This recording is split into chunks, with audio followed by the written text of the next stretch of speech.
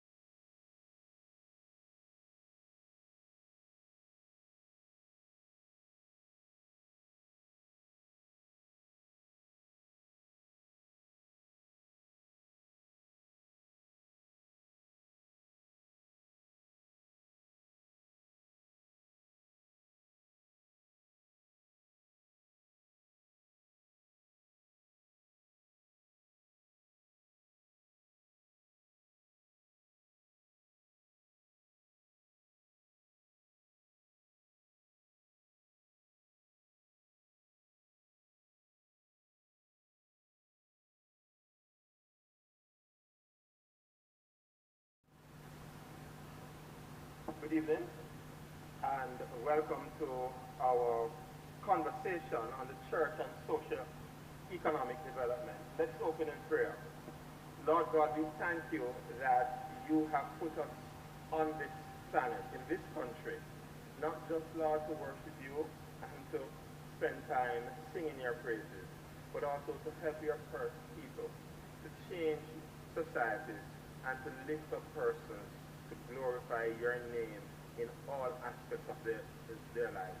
So as we speak about socio-economic development and other areas, Lord, help us to see your hand in everything that happens in this country and in this world. In Jesus' name I pray. I'm going to ask Ms. John, Mr. Scott, to read a word of scripture, and then after that I'll hand over to our moderator, Mr. Michael McAdams.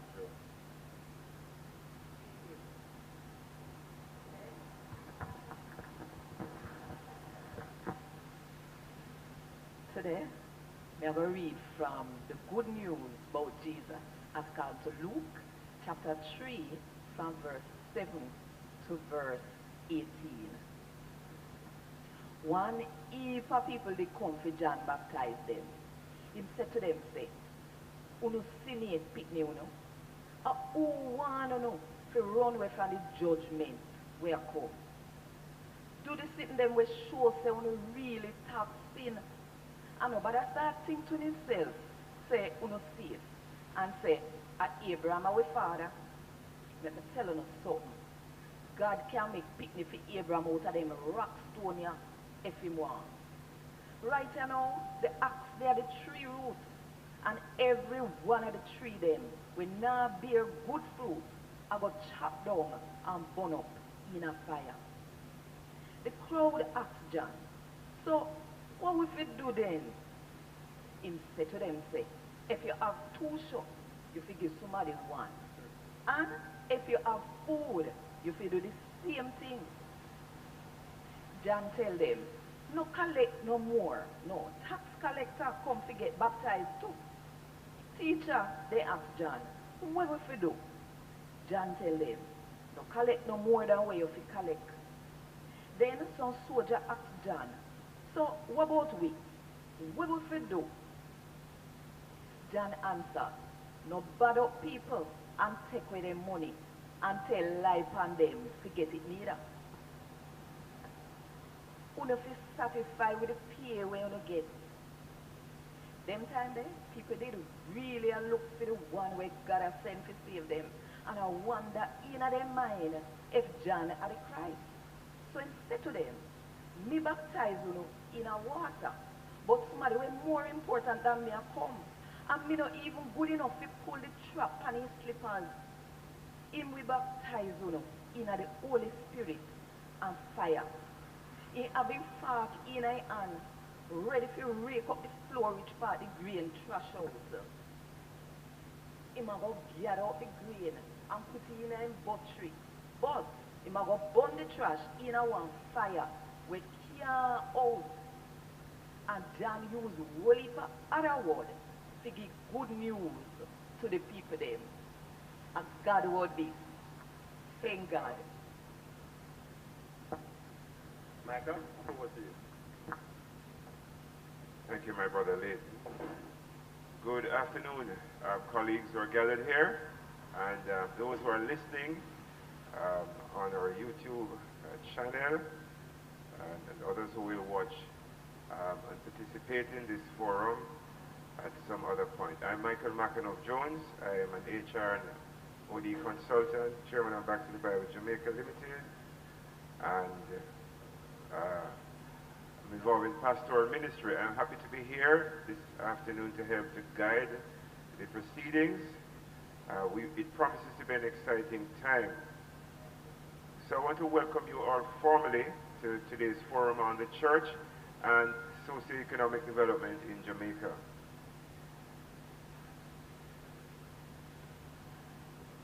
We are gathered here to explore the critical role the church can play in addressing socio-economic challenges in our nation. So as we begin, I want to encourage us to acknowledge the very rich history and contributions of the church in Jamaica. And it certainly extends from education to healthcare, social justice, community development, job creation. The church has indeed become a cornerstone of our society for many years now. Today we're going to delve into the ways the church can continue to make a meaningful impact in Jamaica. We have an esteemed panel of presenters who will share their insights and expertise. I want to apologize for the unavoidable absence of our brother and friend, Professor Trevor Monroe, who, due to matters beyond his control, is not able to join us this afternoon. But it does mean that our two brothers will just have to share for Trevor and say more than we're planning to pay them for. We want to leave here today much clearer than we came, and so the richness of what we will hear has made it necessary for us to get presenters who we don't need to pay. Some questions that I'm going to raise in advance on your behalf include: how can the church reclaim its historical role as a catalyst for socio-economic development in Jamaica? I'm also wanting to invite the panelists to consider the question on what is the church's necessity in addressing the lingering issues of crime, violence, and lack of educational and economic opportunities in marginal social spaces. Thirdly, I want to invite them to consider what are the lessons that we can learn from the church's past achievements in driving social change, such as the fight for emancipation and adult suffrage. Fifthly, how can the church effectively collaborate with government and other stakeholders to address long-term developmental mandates? Also want to hear and have answered, among other things, how can the church's agency in socio-economic development be reinvigorated, and what steps can be taken to address its current perceived irrelevance? I also want to hear what are the implications of the charge that was delivered at the Keswick Kingston 24 conference by the speaker from Back to the Bible Canada for the Jamaican church to avoid political concerns, and how should this counsel be interpreted in the context of the church's core mission? Before we start, then, I'd like to outline the format for today's discussion. Each presenter is going to share their remarks in the time that was allotted to them, followed by a Q&A session. And then we're going to open the floor for general discussion and questions from the audience. So let me then introduce our presenters in order of poverty level. And that's a very safe categorization to start with. And we're going to start with Reverend Dr. Henley Morgan.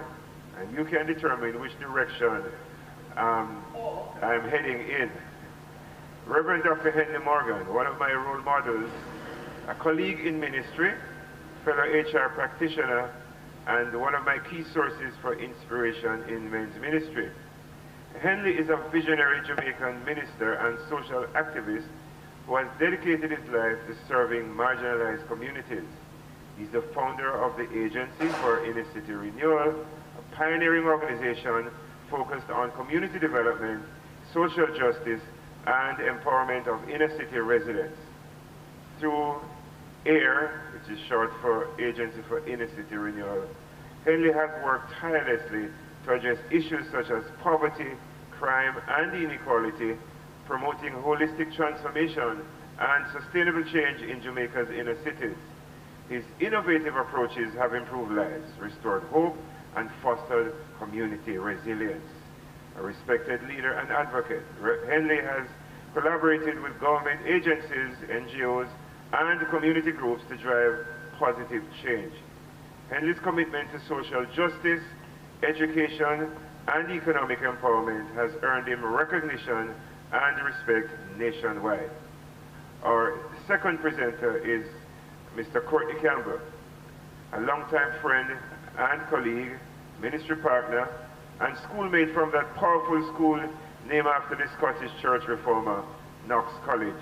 Shall I say the real KC?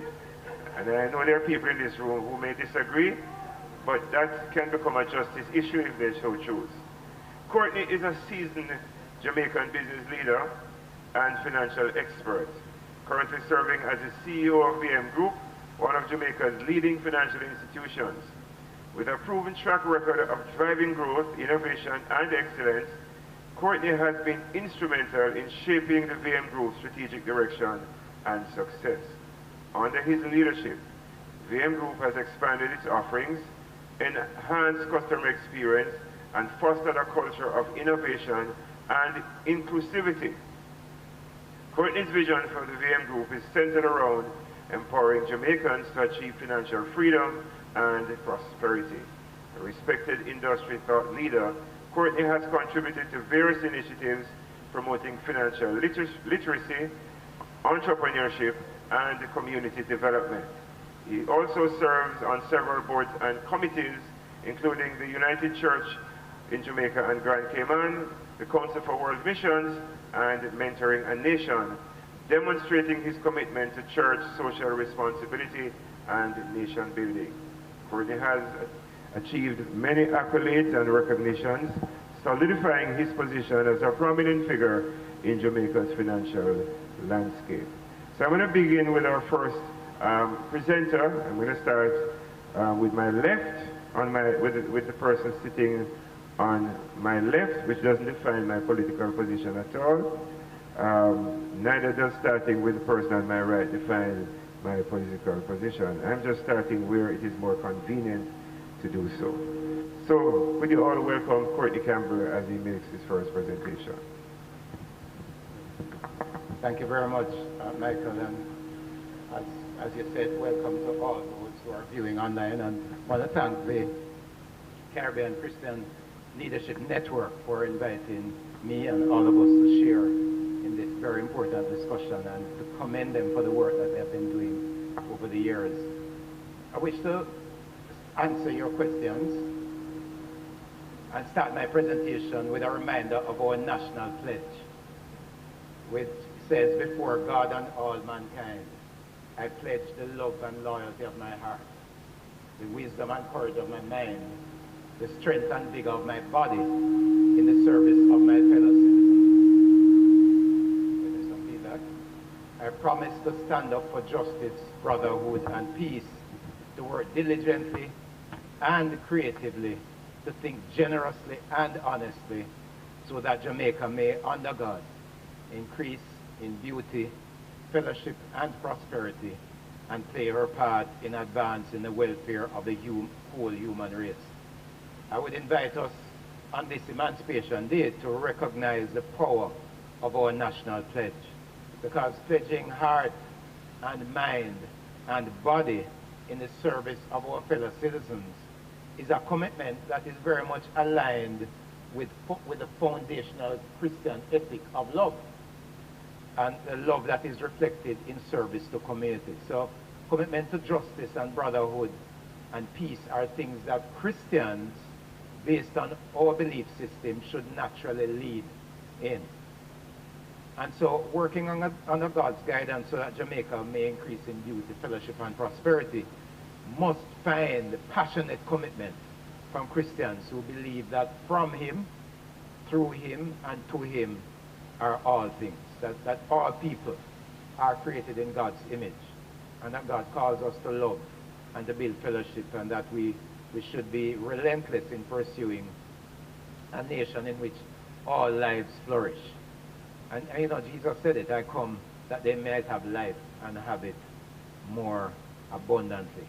So then I close in terms of the scripture references with John 13. I love this, verse 35, that says, Jesus says, by this shall all know that you are my disciples if you have love for one another. So it appears to me that many leaders of the church in the pre- and post-emancipation period understood this leadership responsibility, because they sacrificed, they stepped forward, not with self-interest in mind, but they stepped forward to sacrifice for others out of love. And if we consider the work that was done by the church in education prior to independence in 1962, I'm indebted to some work done by Professor Errol Miller. He shared at a 60th anniversary lecture for Bethel Baptist Church many years ago, and he did some research and shared that of the 44 high schools that were part of the public system of high school education at independence in 1962, 11 were founded by the Anglican Church, 9 by trusts, 8 by Roman Catholics, 4 by the United Church, 3 by the Methodists, 3 by government. Of the 44, only 3 by government, 2 by Baptists, 1 each was by the Society of Friends, the Church of God, the Associated Gospel Assemblies, and 1 jointly by the Presbyterian and Methodists. That is, 32 of 44 schools were either directly founded and owned by the church. It is important to note that the schools established and connected with the churches are typically those that are the top performers 62 years later. No accurate account of the education system that currently exists in Jamaica excludes the impact of the church in its creation and operation until independence. Government, as a major provider and operator of the education system, is a phenomenon since independence in 1962. From emancipation to independence, the church was the prime mover in creating education capacity. So thanks to Professor Errol Miller for that. And then I moved to another professor, this time from KC, Professor Orlando Patterson. In his book, The Confounding Island, he points out that the Barbadian pre-independence government was spending 2.3 times more per student than was the Jamaican government in 1960. As a result, the average Barbadian in 1960 had 1.5 more years of schooling than the average Jamaican. So it's 5.5 years in Barbados to 4 years for the Jamaicans, for those aged 15 and over, according to Professor Patterson's research. In fact, I noticed a graph from Professor Patterson that in the decade after independence, that gap actually widened to 3.5 years, so in Barbados it was 8.5 years of education, and in Jamaica 5 years. So was it because the churches had scaled back on new investments after independence? You know, you would have to tell me.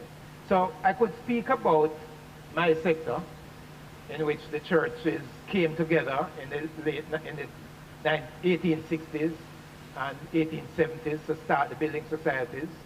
I could speak about the work done in self-government, but I'm going to continue to speak about education, just in the interest of time. So that's the history.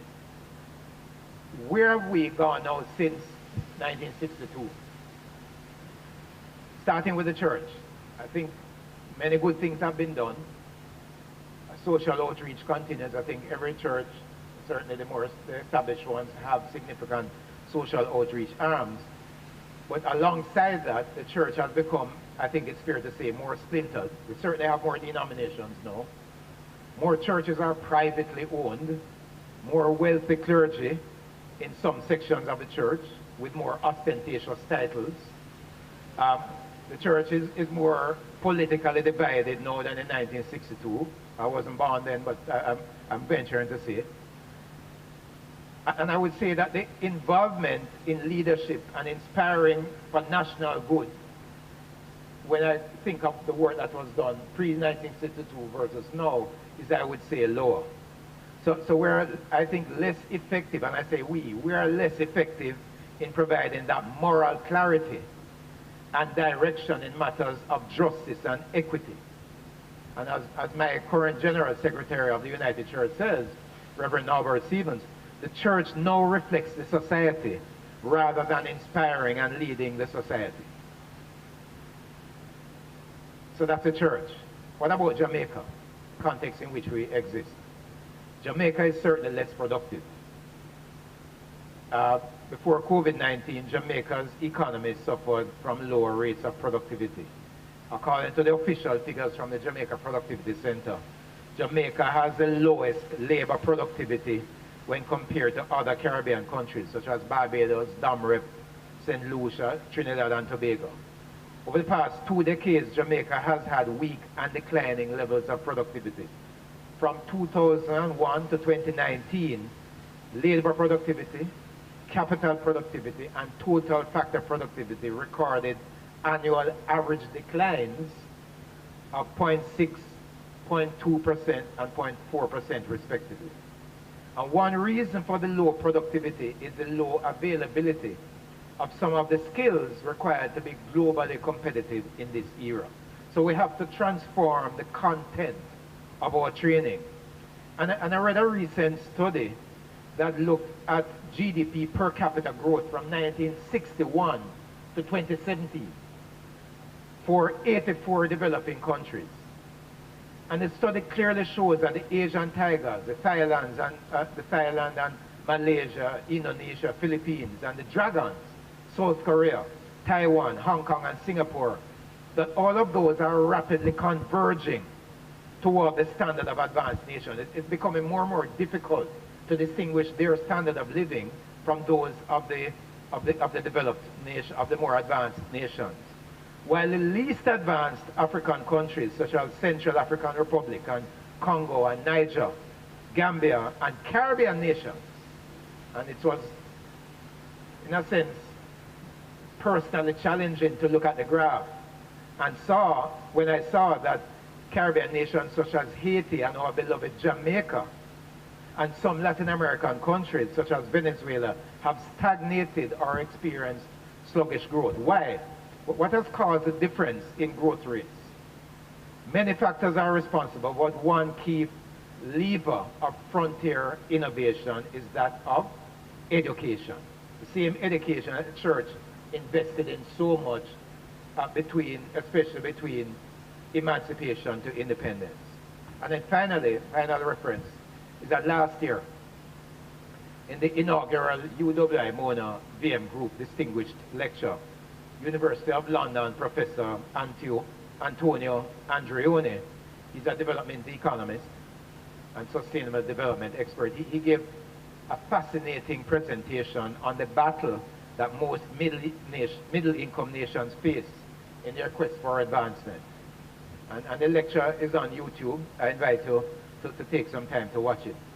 But he and his colleagues, Professor Andreoni and his colleagues, found that very few countries have actually managed to successfully move up the income ladder. According to the World Bank, of the 101 countries classified as middle income in 1960, 2 years before our independence, only 14 became high income by 2008. Right? That's 58 years later. And the 14 included Ireland, some southern EU countries, and the East Asian miracles, some of them that I just mentioned, such as South Korea. And so the question we must ask ourselves is, how do we gain a greater share of what is called global manufacturing value added, and exponentially increase our GDP per capita to break out of the middle income trap and into a higher income group? How can we be bolder? And how can the church facilitate it? And then really what Professor Andreoni said is that this means that we have to invest more in reskilling our people to meet the needs of today and tomorrow. Emerging digital technologies call for a new set of digital capabilities and skill profiles. For example, programming skills, web and application development skills, digital design, data management, visualization, analytics, which build on advanced literacy, numeracy, and IT skills.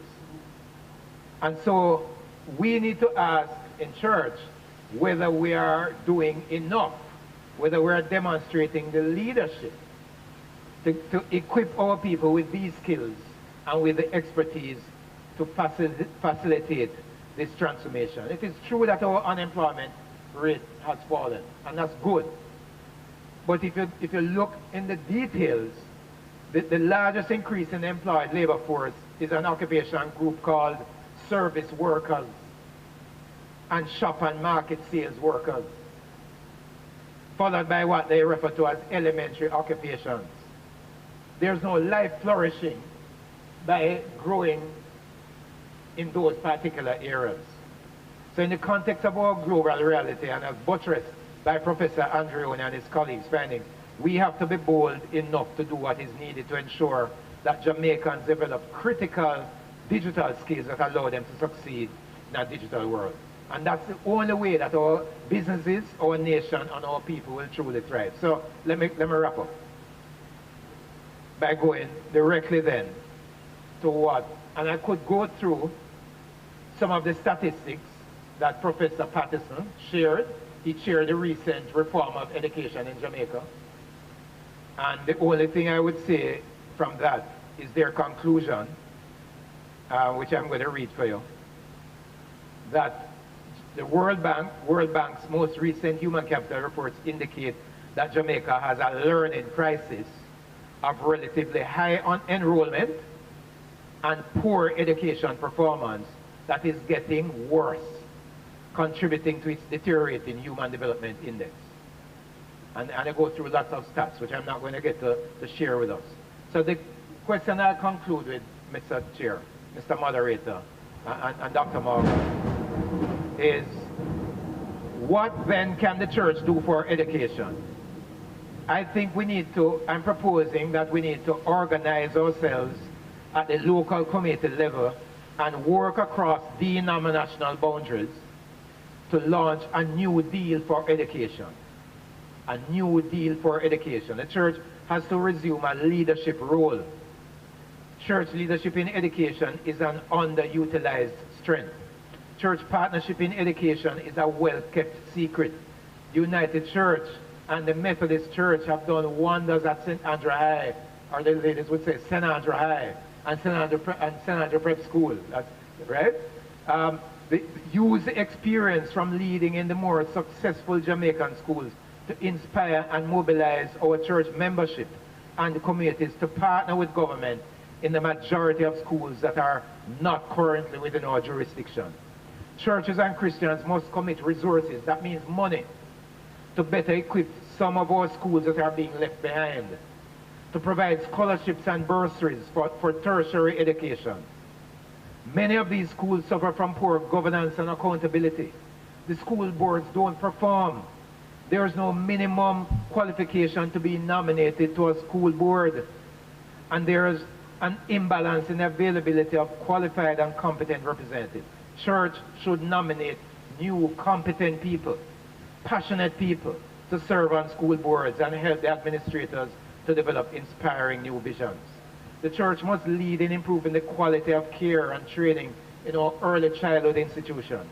We must lead in establishing and operating facilities to better address the needs of children with special needs. Parents with children with special needs have to migrate if they really want the best for these children. We need to respond to that. We must take responsibility to raise the standard of outcomes and character education in our schools. We must reskill our people by investing in quality technical and vocational education. To achieve quality education for all, we must be leaders, and we must do that respective of geography or community. So I go back to Reverend Stevens, who said that the church now needs a global, outward-looking approach. And I say to us, let us inspire our members to pursue this new vision of life more abundant for everyone.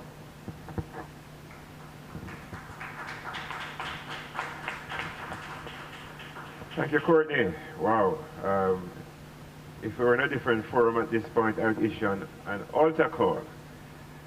And we may yet do it, actually. But tremendous. You know, just simply tremendous. The need for a new deal in education.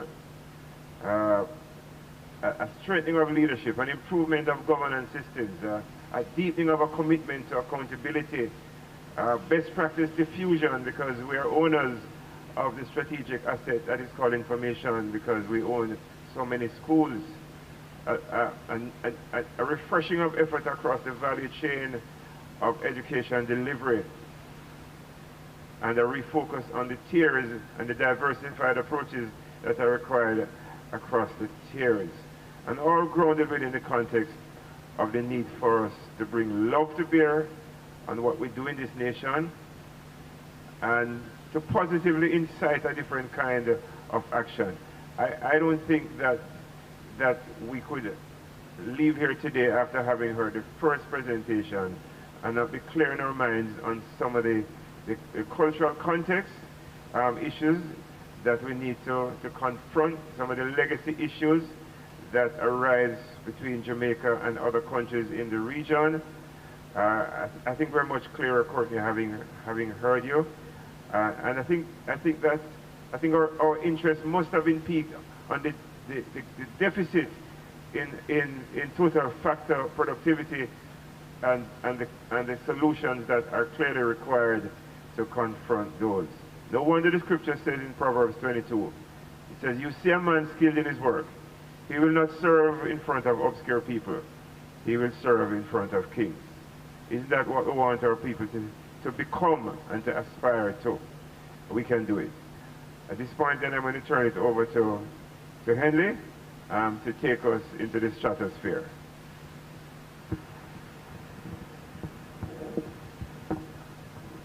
First, giving honor to God. These days I have been speaking a lot about honor, going back to the Hebrew and the Greek, and concluding that Jamaica is lacking in honor. And so I start by giving precedence to God Almighty, because next I'm going to be honoring a human. And I want to be sure that what I have to say does not exceed what I say about God. Amen.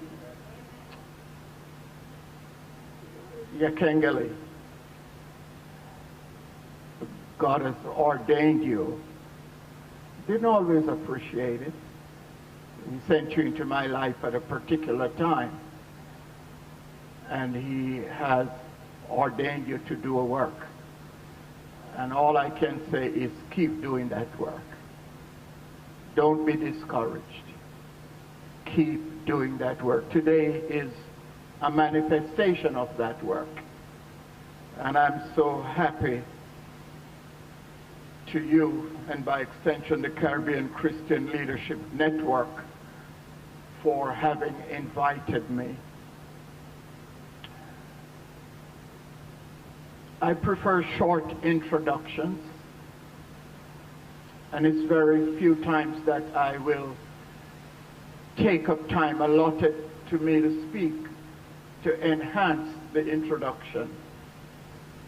But in this setting, I must say what is not immediately observable. I am a black nationalist. I am a Pan-Africanist. If you visit my office in Trenchtown, one of the first things you'll observe is that the walls of the boardroom are replete, covered with the great kings and queens of Africa. And the greatest compliment I've ever been paid was by a Jewish rabbi who visited me. And after he observed the setting, he said to me, "But Dr. Morgan, aren't you a Christian?" I said, "Yes. But I do not see the picture of a white Christ." And I said, "Christ lives within me." Not that I try to color Christ, but I try to express Christ through what I do. So it's very important for you to know why I would be so motivated. Why being at this spot today trumped being on the North Coast. Am I hearing an amen, a hallelujah? I don't get enough opportunity to show my true colors, quotation mark. Thank you, Yakengele. The topic is the church and socio-economic development. And yes, in the way that pseudo-intellectuals analyze things, it may seem to be generic and large and all-encompassing. But in one of his communique with the presenters, Yakengele actually precipitated a central thesis. A central thesis that wonderfully focuses the mind. And I would just like to read it in part. Please listen carefully.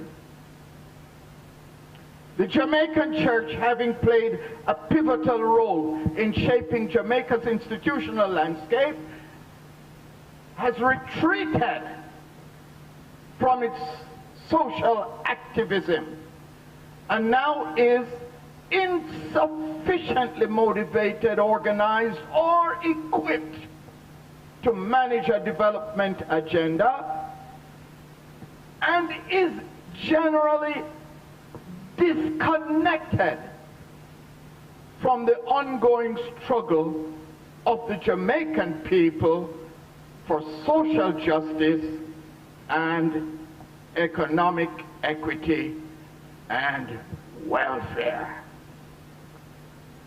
Now I got to tell you this, as someone who supervises doctoral students,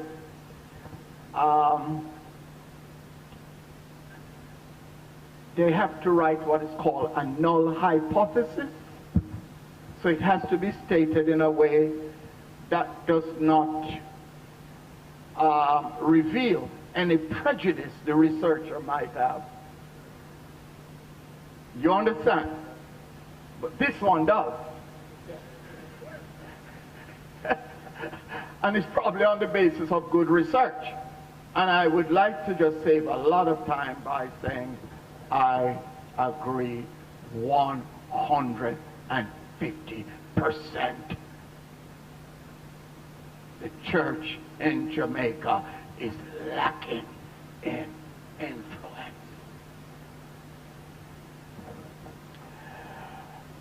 By the way, this topic is not unique to Jamaica. Out of Rio and several other things, the UN 185 member countries, I suspect you all know that there is now a new development agenda, which gets expressed now as the Sustainable Development Goals and the Fourth Millennium Development Goals. And the world has pretty much come to the conclusion that just taking care of people at the top of the pyramid does not lends itself to sustainable growth and harmony in society. I was just reading some of the mission statements and vision statements. I'm a strategic planner of some of the major companies. Their vision statement and mission statements sound like social theses. Mother Earth that disenfranchised people and who you need to make consumers. So we don't need to debate that. So there's a lot of books, a few that I kind of immersed myself in or revisited preparing for today. This one is called A Theology as Big as the City by Ray Bakke. Ray Bakke. His name should be well known.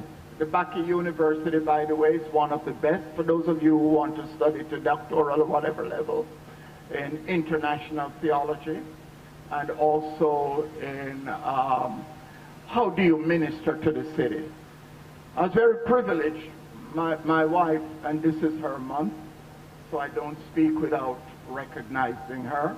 Well, today's the 1st of August, but July. Her birthday was July 3rd. We got married July 6th. She died July 8th and was buried on July 29th. So I just give her that little recall and honor. And she did a doctorate with Bakke University. And before COVID-19, they would actually visit our work in Trenchtown as one of the best manifestations globally of that kind of ministry. Barry Wade, the late Barry Wade, you were there at the launch of this book. I was a speaker at Mona Baptist. It's more from a personal level in terms of the kind of price that, well, you know, kind of you have to pay for this kind of ministry at the margin. You have to be prepared to be at the margin, sort of like Paul, you know, with his kind of background, forgetting all those things that are behind and pressing towards the mark of the high, you know. I recommend it. Possibly the very best work, not possibly, the best work by a church person on the topic today and in a historical context is undoubtedly Rebellion to Riot. Undoubtedly. The history of the church, going back to Emancipation and the immediate post-emancipation period, and I believe the introduction or the preface was in fact written by your father. In the kind of profound way. The foreword was written by Professor Errol Miller. Let me tell you, it has could only been a visitation of the Almighty that could have resulted in this. I recommend it for your reading. And then my own book, My Trenchtown Journey, Lessons in Social Entrepreneurship and Community Transformation for Development Leaders, Policymakers, Academics, and Practitioners. And importantly, it's not a biography, but importantly, the last chapter speaks about a new model of ministry. It's called Christian Social Entrepreneurship, using the triple bottom line approach that powerfully creates wealth. It's available on Amazon, will soon be launched locally. I'm depending on the other panelists. When it's professor, I almost know exactly what he's going to say. Because we share so much. We're cut off the same cloth. And I would have relied on him to deal a lot with the more historical and the less ecclesiastical aspect of the topic. And I am glad that you dealt with that in your presentation. But my presentation is going to spend a little time on the practical aspect. Martin Luther King Jr. said, I've been to the mountaintop. I said, but I've been in the belly of the beast. I've seen the coming of the glory of the King. And I have seen the glory, coming of the glory of the King. Maybe it's from a different perspective. But with experience as rich as myself, and because we do a lot of mine, and we do a lot of measurement in terms of wealth creation, jobs created, how it's changing behavior, I think when I get the opportunity, that's what I can add best. So mine will be a little bit experiential. I won't give a case study. We don't have enough time of Agency for Inner City Renewal. But in closing, I will say a little bit and then be guided by your question. As with all things, I like to ask myself this question with a church. Should we even be discussing this? Is this even a role that the church should play? So I go to Scripture, and there it is. In Psalm 82, 3-4, a mandate: defend the poor and fatherless, do justice to the afflicted and needy, rid them out of the hand of the wicked. And you ask me why I'm entrenched now? That's a call to action, man. It's almost violent. It's like doing violence to poverty. Then, what Jesus has to say about it? I know the Bible is the breathed word of God, every single word. He spoke through men who just wrote. But I pay special attention to the portions that are in red in the gospel. Jesus a talk. How did he describe his ministry? The Spirit of the Lord is upon me because he has anointed me to preach the gospel to the poor. He has sent me to heal the brokenhearted, to preach deliverance to the captives, and recovering of sight to the blind, to set at liberty them that are bruised. Luke 4:18. I remember one time after we visited a particular church, our church, and after we reached home, my wife was consoling me. She said, Henley, I know how you feel. Because on the way back in the bus, they were talking. Look how the pastor cheered, the bishop cheered, high, and everything looked pretty. Eh? And she said, we know you're human, and you must have said, you know, you're not cheering at your church with down. And she said to me, promise me one thing. You will not build no big fancy church in a Jamaica till God use you to build a community. It's been a very hard promise to keep. Then the incarnate God. John 1:14, and the Word was made flesh and dwelt among us, and we beheld the glory of the only begotten of the Father, full of grace and truth. Look.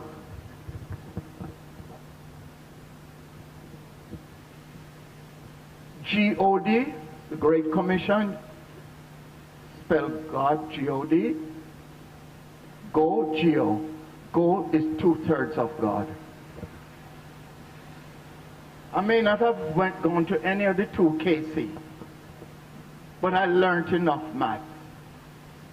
The real work of the church is outside the walls of the church. Do I have an amen?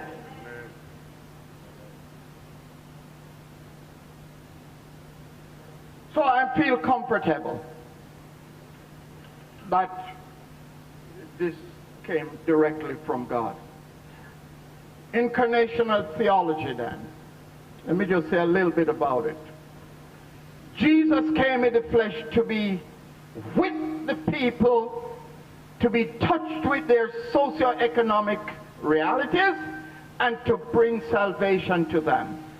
Incarnational ministry, therefore, concerns itself with both the spiritual and socio-economic realities. Here is the conundrum. The juxtaposition of spiritual and socio-economic needs leads inevitably to a conflict because some are of the opinion that social and economic outreach are pursued at the expense of the mission of the church. Could it be that the church in Jamaica, in response to that pressure, has over-adjusted?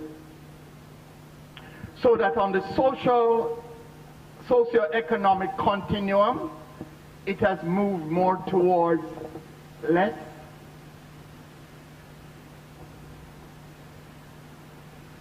I ask and leave it for your consideration. When we talk about influence, what are we talking about? Let me give you some statistics. The 2011 census by Statin, and we're waiting for the release of the current one. At that time, the population of Jamaica was 2.7 million. Listen to me, listen to me. Good. 2.7 million. Of that 2.7, 2.1 million persons had affiliation spread over 21 denominations. That's 78–80%. And by the way, if you had used a lower test like people who go to church sometime, it raises to 85–88%. No other country in the world, not even America, that call itself, oh, it don't call itself no Christian country no more. Not even that. That means the church has influence, and it would have to become a theocracy. But just being in the right place, in the right, you know, and having an interest in the condition of the people who populate the pews. Church has a lot of, by the way, it was, you remember, was it all in? You see how much money the church could mobilize? Church people. Till even the bank, even Michael Lee should start on. A whole heap of influence. I did a little survey in preparation for this book. And I will never share these results. Well, I might, because I'm going to use it for my watchman. But there are certain things that I just do as family talk. Because the world would use it on Cosway, right? But I wanted to find out what's the perception of church people towards the impact of the church. Church people, you know, not general, right? Church people. And I conducted this among several churches. Let me tell you what it is. What impact do you think the church has great socio-economic impact on society?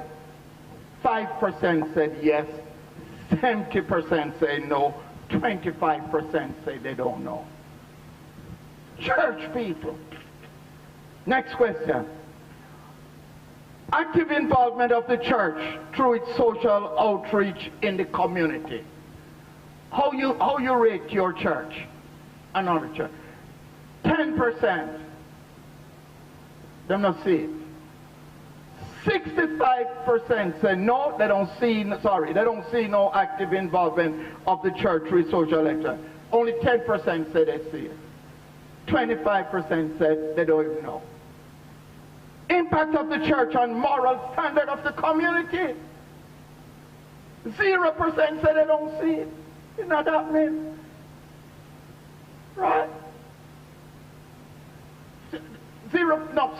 In saying they see that, nobody's responding, but 53% say they don't see it happen. Sorry. 47% say they don't even know. Soon done. Is the church influential in political and or business policies and practices of the country? 0 say yes. 95% so no. 5% say they don't know. I'll end with that one in terms of the survey. There are other questions. And I must tell you, without any sense of self-aggrandizement, because I now chair a subcommittee of the PSOJ, because Don't tell nobody this. I do go to a lot of cocktail parties with very rich men. Even marlin fishing. And we don't eat fish like that, them fish there. But when you go from them places, I guess you realize who runs Jamaica. I feel lonely as a church man. When I go some fest, I have my back seat. And think, when I look for me, they can't read me out of church. Me are the biggest tiger. Me no see no church people. So if you're not have a place at the table, I represent Botswana. So with the honorary consuls and brigade almost absent.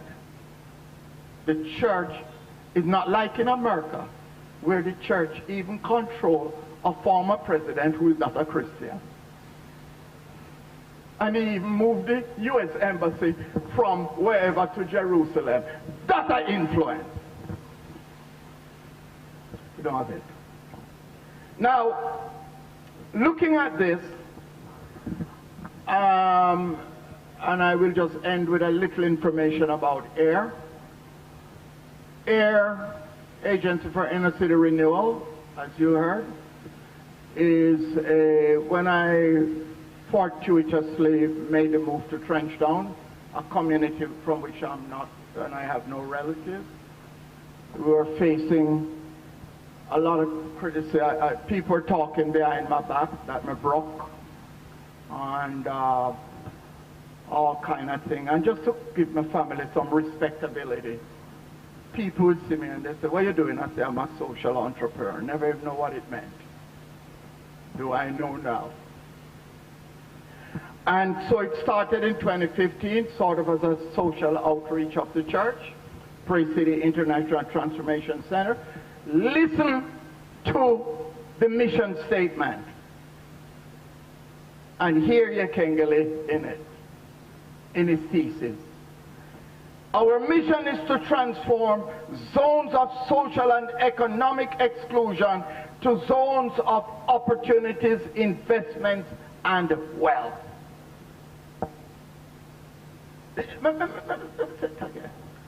Our mission is to transform zones of social and economic exclusion to zones of opportunities, investments, and wealth.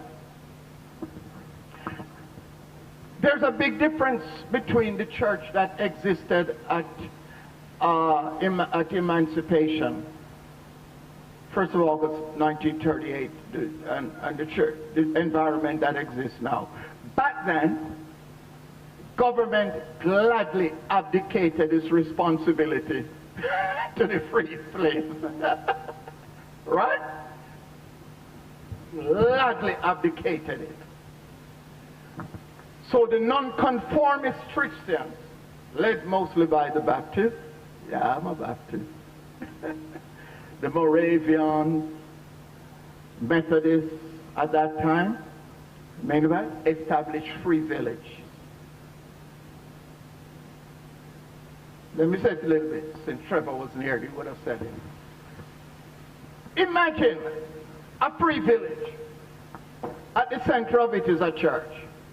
They mostly raise money overseas, buy usually 600 to 1,000 acres, put in basic infrastructure, give a no-interest loan to the free slaves to build a little bit better hut than they had on the plantation. It had a school. And then out of that later came credit union, building society. One of the reasons the church is kind of lacking in this kind of conversation is that politicians only make political decisions. So I can go up at Jamaica House and get to talk to the Prime Minister from morning till night. At the end of the day, him only look on one thing: GDP. Because that's win election. gross domestic product.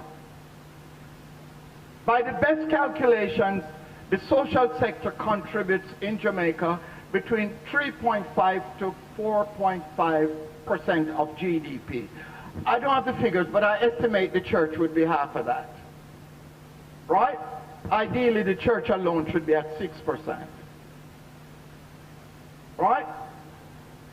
Back in Emancipation time then, I don't have figures because they didn't measure economy those way at that time. I suspect the church was like 18% of GDP. Right? Because when the sugar economy crashed, it fell to the church.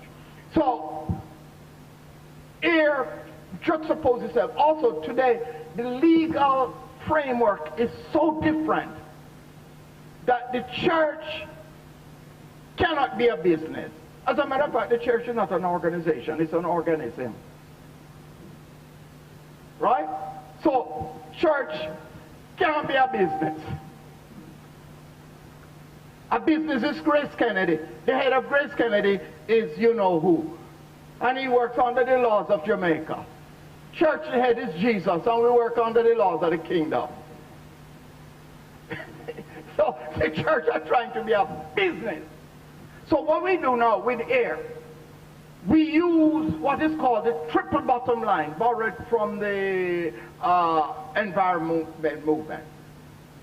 So we have the church, which is the center, and we know that your thing is salvation benefits.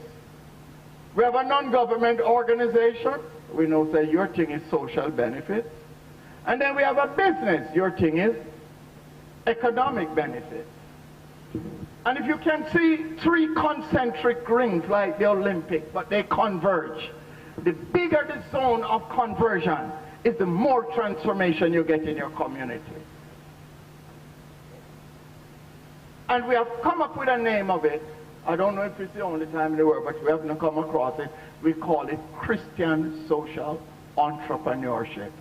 Incarnational ministry, the way Jesus ministered. I'm done. The way Jesus ministered. He was not temple priest. There are only two recordings in the Gospels and where he was in the church at 12 and another time. And both times he was to create a rumpus. He was out at the well beside where he took it to them. He understands that God is 2/3 God. One example, and I can talk. When I went to Trenchtown, oh God, it's in the book. I don't even like talking about it. And what a night that was when I went home and told my wife. That was the night when it was tested for richer and poorer until death do us part. I remember I was on my knees. She thought I had come home to confess some wrong. She said, what? I said, I'm faced with the worst choice. We are going to go to America. I have a job offer of $140,000 a year tax-free from one of the multilateral agents. But I got to tell you, I'm going to be dead within a year. God, that's not what I'm made for. And then I popped in. And she said, wherever you will go, I will go. And there we were all. The biggest thing, no job. They can't use their address. Matter of fact, we used to lend them our address or whatever. So 99% of what I did I would call handout. But I soon found that I wouldn't have any hand or pocket to put it in. So we switched the equation. I said, we don't do no handout no more, we are do handout. Today, 99% handout, 1% handout. So one example in the interest of time. We have what we call BOS, Business Outsourcing Services, where I leverage the fact of my connections at PSOJ and so on. And I now supply employees to Jamaica Flour Mill, to Lasco, approved. I can't count them. So we have over almost 1,000 employees. We have 25 gas stations across Jamaica. Last year our revenue, I can talk. We pay our tax. Was 850 million. Will be over $1 billion this year. That's why I had to call you one time and say, look man, we need to capitalize this. Let me meet with your people. Because this thing here grow bigger than what we can take, right?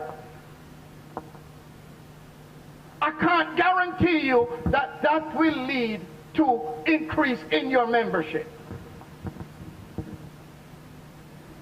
Because God is not a let's make a deal. If I give you a job, we give you my heart. No, God don't do that. Right?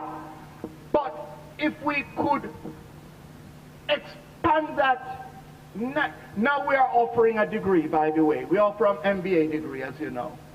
Right? We have graduated our first cohort with UCC in social entrepreneurship. We're going to be coming out with one in Christian social entrepreneurship for church leaders and corporate people who, you know, have that kind of heritage in their business. We now teach it at Excelsior Community College, by the way. So that's where we are, and that's just one example. So whether it's the Trenchtown Reading Center or the Irish Idle Home or our early childhood school, which has over 300 students, and there's none like it in Jamaica, this is what we do. I will close with two passages of scripture that beautifully crystallizes what the church role must be. Isaiah 1:21. How has the faithful city become a whore? Hey, a Bible may use that, King James. How has Jamaica, how has Kingston become a whore? She who was full of justice, righteousness lodged in her, but now murderers.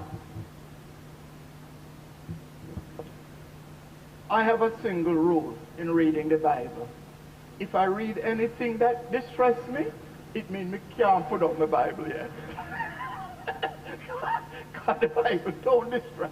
So I read on, and when it gets to verse 26, it said, and I will restore your judges as at the first, and your counselors as at the beginning.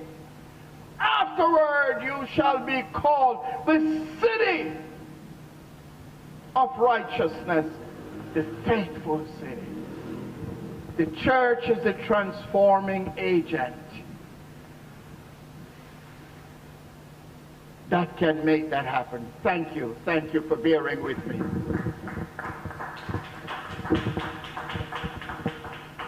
Thank you, Henley. This has been rich, to say the very least.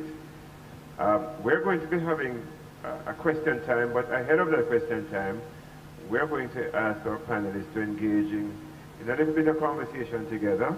And I'm sure you'll help them as the time goes by. We're going to have questions online, right, Kengele? But, you know, as I listened, you know, there's a story that I tend to use when I want to kind of do a deep dive on whether we're focused on the people that matter. And this is a story about a bus driver in the Metropolitan Bus Service in the United Kingdom who was seen driving past the bus stop at 3 o'clock every day and picking up nobody. And somebody asked him, why do you keep driving past the bus stop every day at 3 o'clock and picking up no passengers? And the bus driver looked very surprised. And he said to the people who inquired, well, if I have to pick up passengers, I'm not going to be able to keep my schedule. And every time I am brought to the place where I have to re-examine whether people in a particular department or service provider are focused on who matter, this story comes back to mind. And I am left to wonder, having heard Dr. Morgan, having heard Henley revisit the thesis, which I'm going to read again as I invite our panelists to converse on it, to what extent has the church become the bus driver? Because if these statistics are to be believable, or to be believed, and I'm going to have to believe them so that Henley doesn't have to repent before he leaves the conversation today. Socio-economic impact of the church, perceptions about it, 5%. Your understanding of the impact of your church, 20%. The impact of the church on moral life, 0% positive. Top box, 0%. Impact on political life of the country, 0%. It seems to me that the church is firmly in the seat of the bus driver. And all of this against the background of 70% of the population self-declaring church affiliation across 78% across 21 denominations. Henley, I think that Christian social entrepreneurship has to be one leg of a three-legged stool. The first leg is the New Deal in education that Courtney invited. The second leg has to be Christian social entrepreneurship. I hope we discover the third leg before we leave here today, because we can't leave here with a two-legged stool. But I am noting that both presentations have firmly set both presenters have firmly set their presentations within the context of God's love and God's concern for the poor as context. Henley, I think that your work in Trenchtown in providing jobs for people is legendary. It certainly will become a case study for many, many years to come. You know, my mother passed away last week, and I'm sitting here today and I'm proudly declaring that I am the product of Christian social entrepreneurship.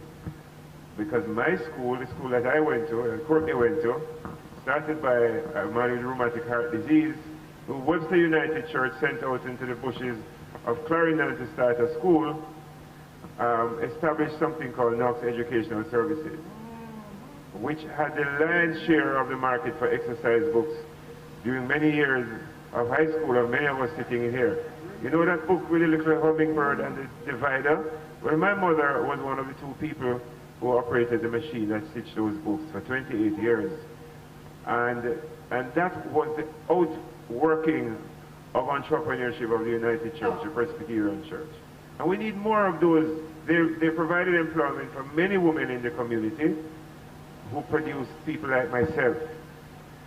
And I want to engage the panelists in a conversation around, within the context of all of what I've just said, of the thesis statement. The Jamaican church, having played a pivotal role in shaping Jamaica's institutional landscape, has retreated from its social activism and now is insufficiently motivated, organized, or equipped to manage a developmental agenda, and is generally disconnected from the ongoing struggle of the Jamaican people for social justice and economic equity and welfare. I want to just stop there. I want to invite you gentlemen to help us take this conversation a little further before we invite the audience support. How are we going to respond to what the thesis statement suggests? That the church is in the midst of its own deficit, its own personal winter on the issues that relate to motivation, organization, and equipping to manage a developmental agenda.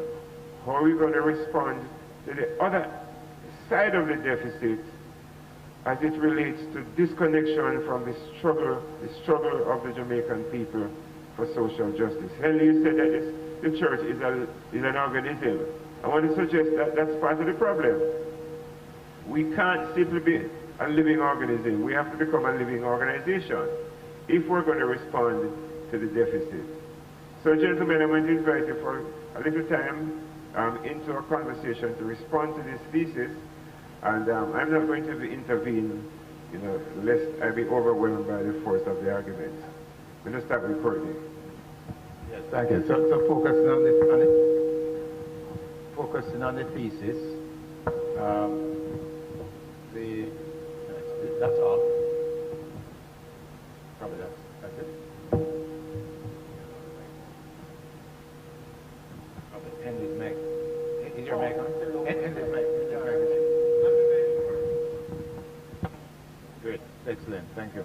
Yeah, so whether we're organized, motivated, or equipped, I think the organization is generally there. In fact, in many ways, churches have sought to reorganize themselves over the years to remain more relevant.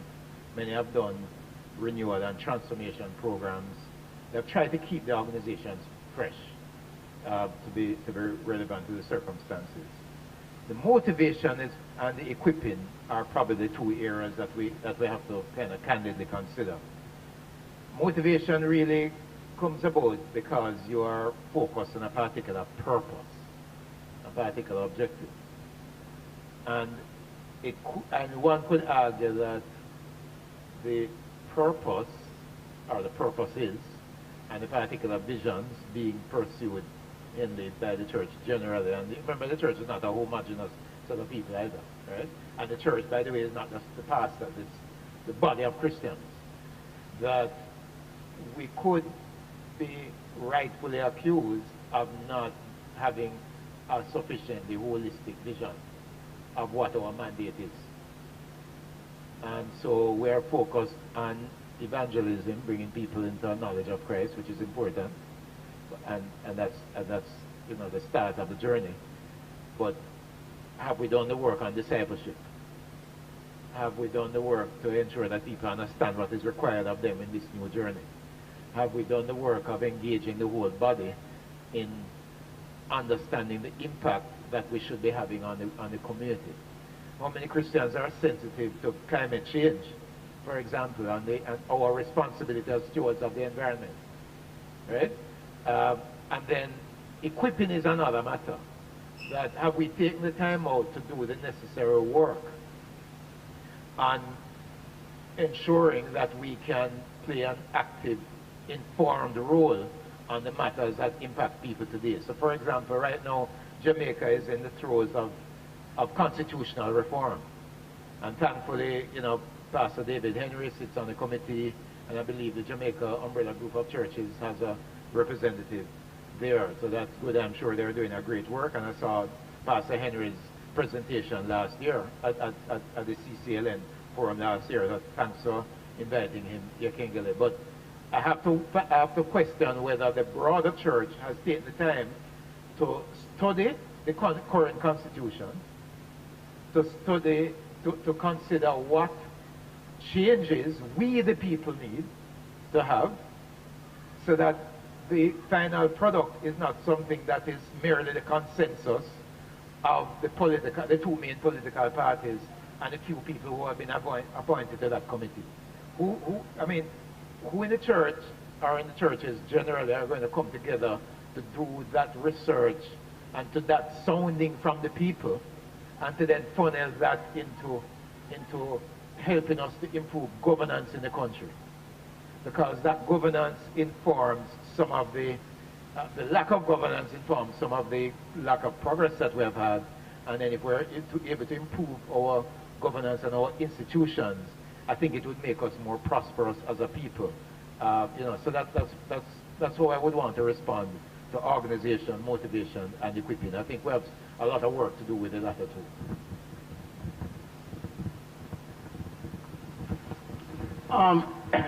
In strategic planning, the old word they used to use for it in university studies, they do what is called a SWOT analysis. That before you attack a problem or go in and start to tear down an organization, like a certain person I won't mention by name, has now added to his record. But you know, the gospel says, well, if people can tear down, you know, but you must tear down to build up. The building up hard. But in the SWOT, S means strengths, W means weaknesses, O means opportunities and threats. I have to admit that in my presentation, I was more on the weaknesses and threats as far as the church is concerned. Don't overlook the strengths and opportunities. The truth of the matter, gentlemen, ladies, the hardest part of the work is already done. One, we have people, our people, in places of influence. I present you Exhibit A.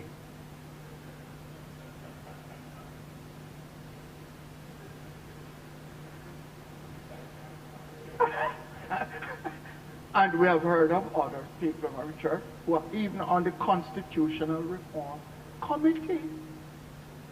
That, if you are starting from scratch for that, it would deter your effort. The second thing is this. In your pews, in our pews, how many of you know that Jamaican women are ranked in the top 5 in what? Olympics going on. In what? Huh?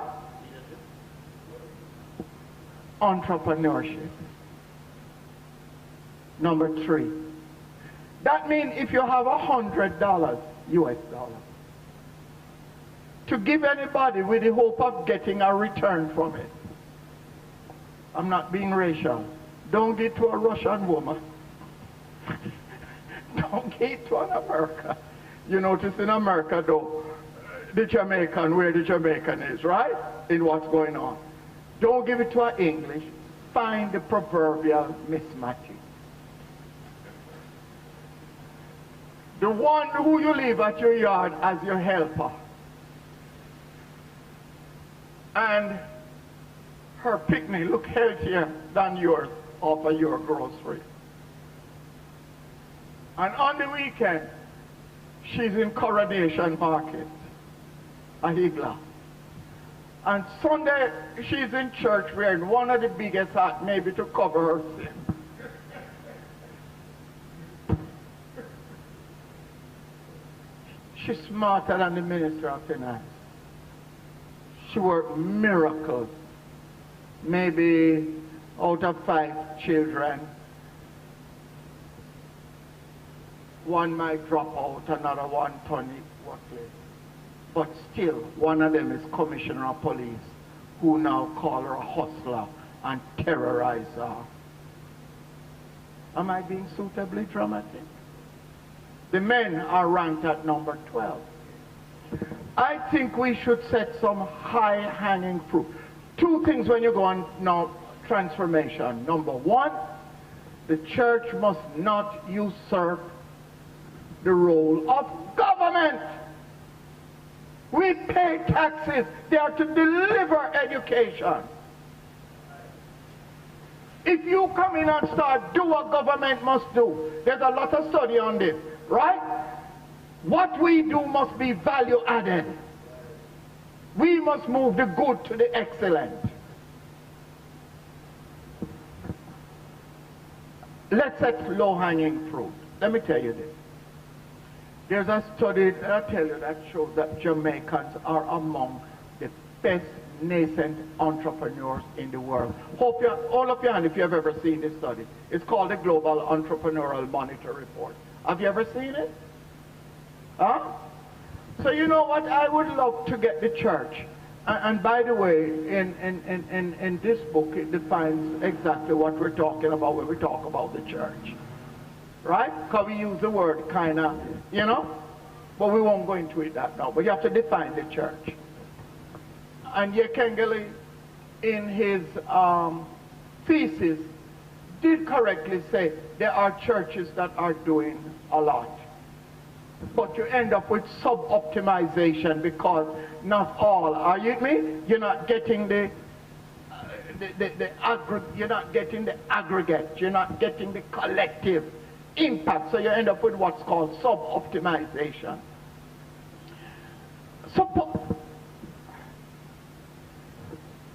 What percentage of Jamaicans are unbanked? 43%. That means even though we have people with million-dollar ideas in their head, they're going to be hustlers forever because they can't get money to finance it. Why don't we start by having a mass drive? That's why when you drive into my compound, the first thing you see is a micro insurance, SOCIO. First thing you see when you drive in. Jamaicans are independent. Let me tell you, if a Jamaican man have the means and a woman, they will buy the quality education. They will live in the neighborhood they want. Are you with me? You don't have to cradle them like they're paraplegic. There are some low-hanging fruits to bring our people into the mainstream of the economy. Has anybody take much time to study the credit union movement and the bank and the building society? Unfortunately, the Banking Acts of Jamaica changed by a man who was too scared, and so he killed off a whole generation of entrepreneurs in Jamaica. My wife is in heaven, so if me can't tell the truth, me don't know who can. I'm going to work for none of them, and then I'll donate nothing to my work. And so the credit union is losing its character. The building societies are losing their character. Are you following me? All competing with the commercial bank, who, if you don't have enough money that proves that you don't need the loan, they're not give you the loan. They invest in making richer men richer. Men who are poor in ideas but rich in pocket. We want some banks that invest in people who are poor in pocket but rich in idea. It's the kind of radical thinking we want, man. And we want some low-hanging fruits. You say all that you need in a VM, you need to have a account in a VM. And VM needs to have a pool of social investment fund into which it attracts remittances. You think I used to be in America and send home remittance, one of the most wasteful things. In the days when you used to keep girlfriend, you send money to Jamaica, she'll buy more bun with your money.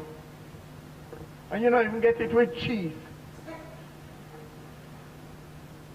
People in America send money to build house when they're ready to retire. They come back. Make them send 2% of it to the social investment fund, where a young person can go and get money to go to school or to invest in a business. Are you with me? I think there are some low-hanging fruits if we could engage the Christian community in conversation. Thank you. Excellent. So, thank you, Dr. Morgan. So two little points. One on your second point, which I think it's a good opportunity to inform our viewers about some of the work being done by many in the financial sector. Because in fairness to the government, led by the BOJ, they have been pursuing a financial inclusion strategy. Right? Hold on. So the first element of it is to just ensure that it's easier to open an account with a deposit-taking institution. Because many people are being, in a sense, disenfranchised because of all the account opening requirements. So I think the Bank of Jamaica has led well on that, and it's a journey, but we're started in that regard. Institutions such as VM have done our own work. So we fully support the social entrepreneurship mission. In fact, what I would say to you, one of the proudest things we have done, we established a foundation in VM, the VM Foundation, established in 2018. And we have running now what we call a social enterprise program. And that social enterprise program is teaching youngsters 12 to 14 years of age. They're in forms 1 to 3. We are now in 10 high schools, and we're trying to digitalize the program so that we can scale it up. But the whole idea of that program is to teach our youngsters critical life skills, business skills, financial literacy, because empowerment starts with knowledge. So it doesn't make sense how it's a boy, convert all our people into business people without them having the required knowledge. And so that's what we're doing. We're investing, and you'll be amazed. I think you'll be pleased to see some of the work being done by these youngsters. We have an expo. We just had the expo in May or June of this year, in which these 10 schools came forward, many of them from the inner city, to just to exhibit the work that they have been doing. We have some schools in the inner city in Kingston, about 3 in St. Elizabeth, St. James, etc. So that's one thing that I think has some really good seeds of hope for the future in terms of how we can equip our youngsters. So that's called the VM Enrich, the social entrepreneurship program. But I think I wanted to challenge you a bit on the education. It is true that we pay taxes. And I would say to you, the evidence is that Jamaica, as the Jamaican government, in terms of per cap, in terms of the percentage of GDP, spends pretty much the same or even better than most of our counterparts of our size. Right? So we spend about 22%, but what has been happening, a lot of Jamaica's budget was eaten up by debt servicing. yeah. We have to give credit where credit is due. That is down now to almost 70%. Right. So you're absolutely right? Developed countries can spend as much as 30%. Barbados spend about 28% of their budget on education. So you're right. We are up into that region. We're there. So we're spending. So we are paying the taxes, and in fairness to governments of different colors, they have been spending on education. The issue is whether we are receiving the outcomes, whether we are seeing the outcomes. And that's why I'm putting on the table the need for better governance and accountability to ensure that we get more value for the dollar that is being spent. And that's where I believe that not only the church, but civil society, the communities ought to get more involved there. I see, it bothers me.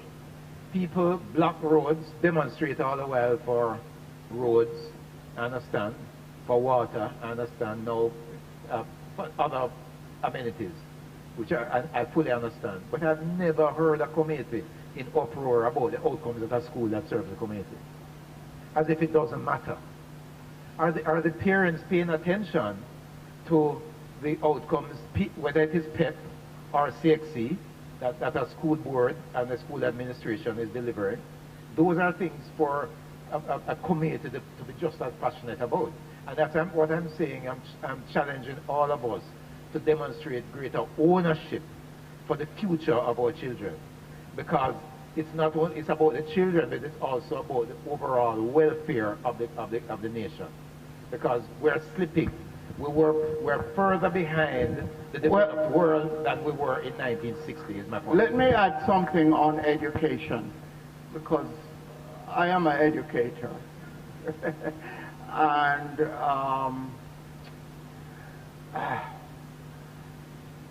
I'll tell you, opening up a lot of trade schools.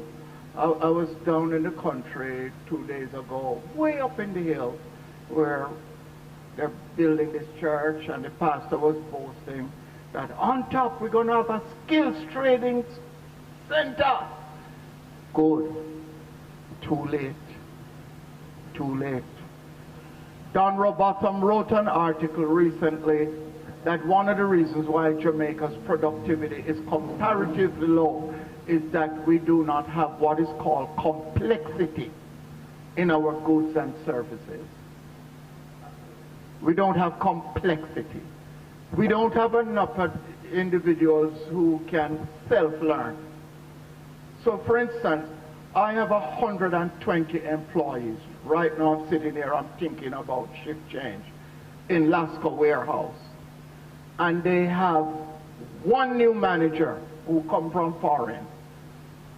And he come and he has these things that we are going to change everything to metrics. We are putting in a multi-million US dollar inventory management system. It's all going to be metrics. The next weekend, I had workers, and they volunteered to come to Trenchtown in the boardhouse, and I was teaching them warehouse metrics. Till now, the company have pressure because their management don't know it. So it's a kind of a higher level. Because a lot of things are becoming digitalized, machine, you know, so you're moving away from labor, you know, that kind of stuff. But we have a lot of work to do, because there was one MP who ran on trying to make education. He think he was running to be elected. Them run him away. People say, you can't send picnic or school for a hungry belly. A saltfish will a month. We have a lot of work to do, and the mass of the people are in our pews. Gentlemen, thank you. This is interesting. Henley, I hope you realize that because Courtney is from the United Church, and he is actually in a United Church location, he could not respond to the issue of the bun and the cheese. So just thought I would let you know that. He was ignoring you. You got it, okay. I want to ask each of you before we move on to the next aspect of the thesis statement, ahead of the questions from the audience, you know, what is your one suggestion to a denomination that's listening today? So we want to release the Henley Morgans from the, you know, from the churches. You know, we want to release we want to release Henley, you know, the Kengeles and the work you all did, you know, with the studio in Trenchtown, and so we want to release people from the congregations that are locked up with this huge store of human capital that's locked up in our congregations, that, you know, by the grace that's upon them, can do some of these things. So you have done a tremendous job in showing Jamaica that a human resource management consultancy can be located in Trenchtown and can equip and release creative potential, yes, and facility to support recruitment needs in corporate Jamaica. You shocked everybody, and the shock remains. So we want to see more of that. But what is your one recommendation? I want to ask each of you to do this for a denomination on how we must respond to this deficit, yes, this deficit that relates to organization and equipping, that we are suggesting in the thesis statement the church has retreated from in terms of the outcome of the church's retreat from part of its core mandate. So Courtney, one suggestion for denomination, and Henley another. Thank you, Michael. So my one suggestion, one word, collaboration. I mean, just collaborate across the denominational boundaries. The building societies, great example of that. My own VM was started by a Reverend G.W. Donner. He was rector of the Kingston Parish Church. The founding fathers of VM were from different denominations. In fact, the very first building society, Kingston Benefit, was established in 1864 by Reverend Gardner, who was at the then North Street Congregational Church. And he got together with some friends. Now here's the beauty about the VM story, 1878. Several denominations involved. In fact, the secretary was a Jewish rabbi, Reverend Dick has it in his book, right? It is the beauty of when we come together under Jesus, under that particular mandate, forgetting our individual you know, barriers, right, silos, and kind of understand our bigger mission. In Jamaica needs that unity right now. You might not get the opportunity to work with 5 different churches in your particular community, but link up with the one that kind of shares your vision right away. Get going, others will join. That's what I would want to share, collaboration.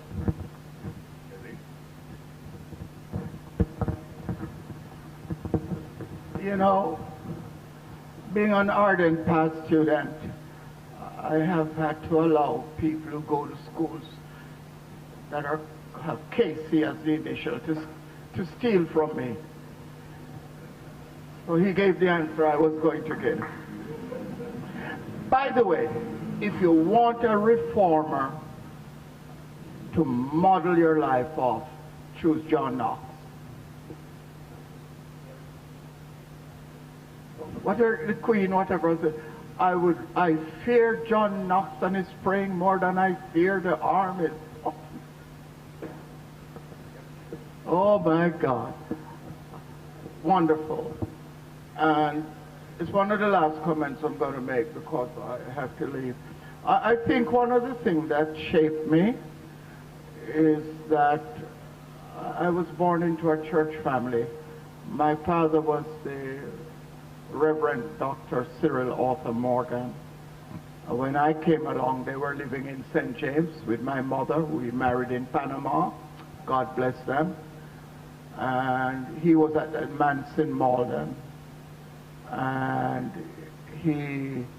to get to our manse, we would have to drive by Kensington. You have Kensington, Point, Maroontown, Malden. And Kensington is where the fire was set, the great Christmas fire.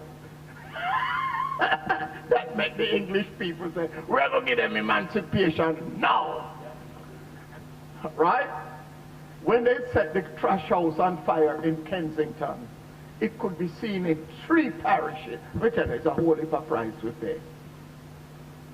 And they came and grabbed Sam Sharp. And Sam Sharp, who had instigated it, said, I would rather die on them there gathered than spend one more day in slavery.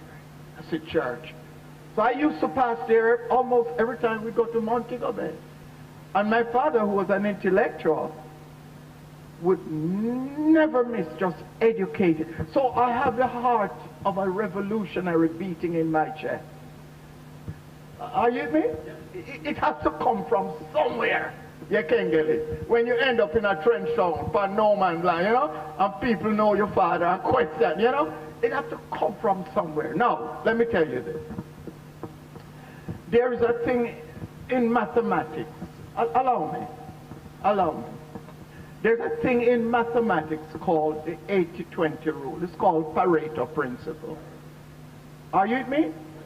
When you do an analysis, you will find that 80% of the problem is caused by 20% of the root cause.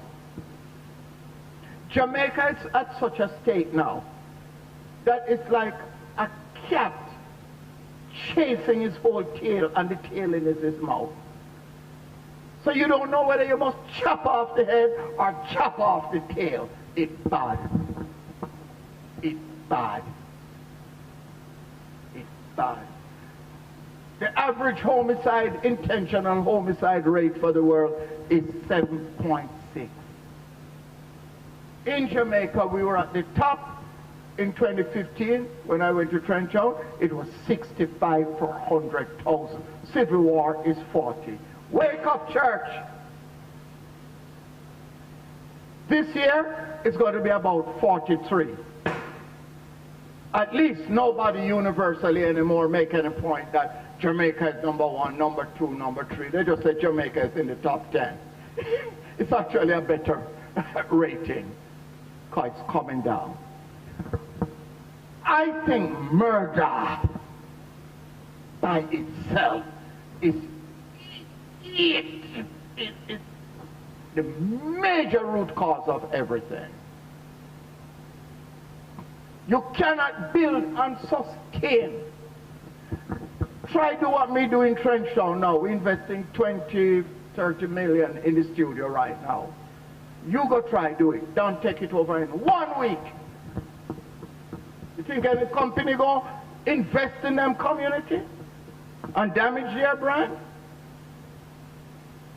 How are you going to deal with murder that saps Jamaica of 4.5% of GDP? That means if we had the murder rate of, God forbid, Trinidad, our growth of GDP would be about 8-9%.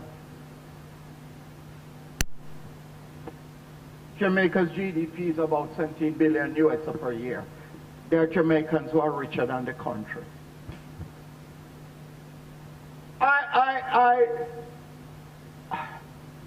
I believe you have to attack the problem at the root. And believe it or not, although the solutions might be economic, the root causes are not mainly economic, they are moral and spiritual. Are you talking to me, church people? Are you hearing what I'm saying? They are moral and spiritual. Now, I don't mean we have to, preach more. Are you with me? But we have to go forward. Our people are so damaged that there is no trust. Less than 20% of Jamaicans say they trust government or police. 25% say they only trust business. 28% journalists. Do you know that church ranked the highest among with schools and universities? But I got to tell you that it's just 52%. But we can do a lot with that. You have to go through with a value-based outreach and engagement. But what happened? Most churches now don't even open at night because of gunmen. I can't even tell the last time outside of our group that I see church holding a street side meeting in Trenchard. I can't even tell.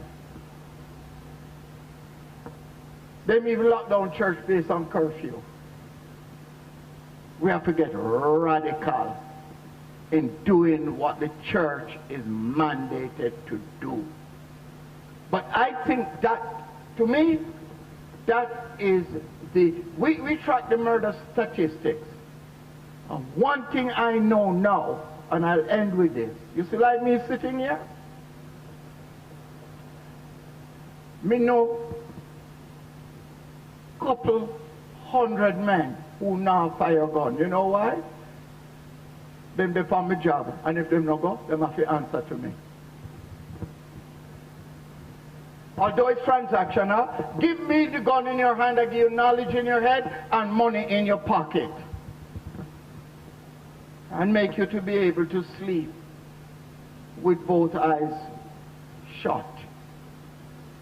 There's a language, there's a way you can appeal to Jamaica. Every Jamaican is an entrepreneur and want more.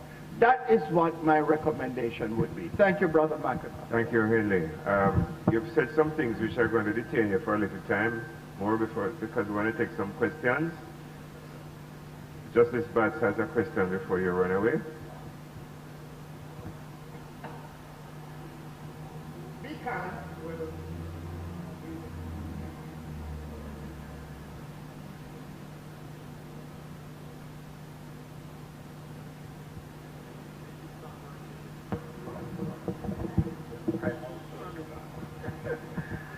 Good evening, everybody, and well, congratulations and excellent presentation.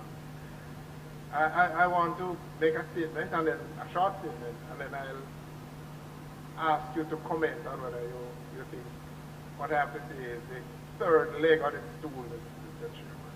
Because we have heard about the social outreach and church, I've heard about education.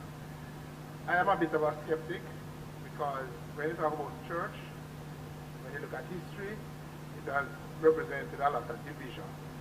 In fact, at the time of Emancipation, yes, the church precipitated the revolution that led to emancipation. But at the same time, you had a church union that were burning down churches. Methodists and Baptists and running them to protect slavery. So the church has always had this dichotomy throughout history, and division and separation, and one may have to one day examine the extent to which, when we use the word church, religion, has been a contributing factor to where we are. But the third leg of this stool, I want to suggest, is political action. Professor Patterson's book, excellent read. I would commend it to anybody who hasn't read it. And one of the points he makes is the one you just made, Professor Dr. Morgan, is he identifies, I'm going to put it this way, lack of trust, and he traces that lack of trust to the level of corruption. I want to suggest it's not murder is the problem. It's the corruption in society that leads to murder, to violence, to crime. It's the difference between those who have a lot and those who have nothing, the perception based on reality that those who have been maintained by unlawful means. And if them can do it, why not? I want my justice. I want to suggest that one of the reasons for this corruption is that right-minded people have shied away from the political process. There may be good reasons why they have. But I want to suggest that the political parties, the political segment of society, are not attracting or keeping persons with the right value system. And that those with the right value system, I think a preponderance of them should be found in the church. But a lot of church people I know say they leave it up to God. A lot of them, they get into the church, it means they get out of participation in society. They may do the social work, they may do education, but some don't even want to vote. In fact, we know that the voting rate, if you count it as the percentage of those persons with the age to vote, not those who have registered and don't vote, the person with the age to vote. I mean, it's almost 80% of Jamaicans who don't want to participate, those who have the age. Right? Those who register, I think the rate percentage is more like 70%. So the question is, do you agree that it would be a good thing if the church, as part of its ministry, encourage its leaders and its members? Why can't a minister of religion be a candidate for member of parliament? Is that against religion? Is that against the law?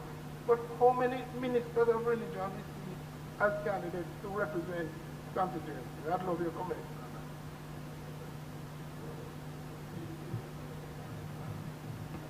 I've been going first all evening. Well, actually, David, I really do like your third leg. I'd in fact planned to respond to the suggestion about the third leg by suggesting something slightly different. I was going to call that governance reform, right? But that's okay. I would want to link it with the political involvement, because allow me to back up a bit. One of the most influential books I've read recently is Why Nations Fail. I encourage us to look it up, buy it on Amazon, Why Nations Fail.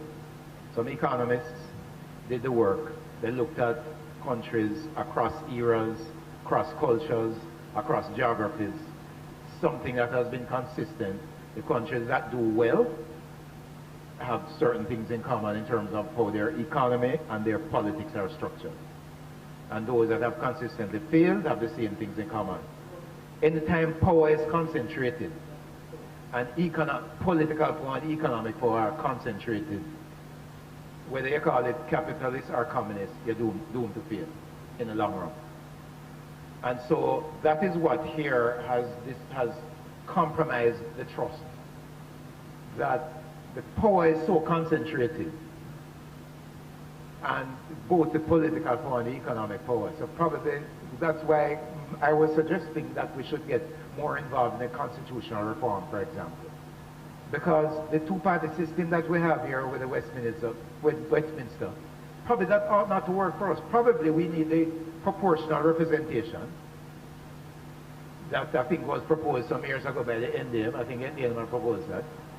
And the proportional representation would then possibly allow a group, a church group, or people like-minded, let's say, to get together and really put a platform that probably the people would find attractive, and you'd be able to get into Parliament in the same way now that some other countries are forcing their voices to the table.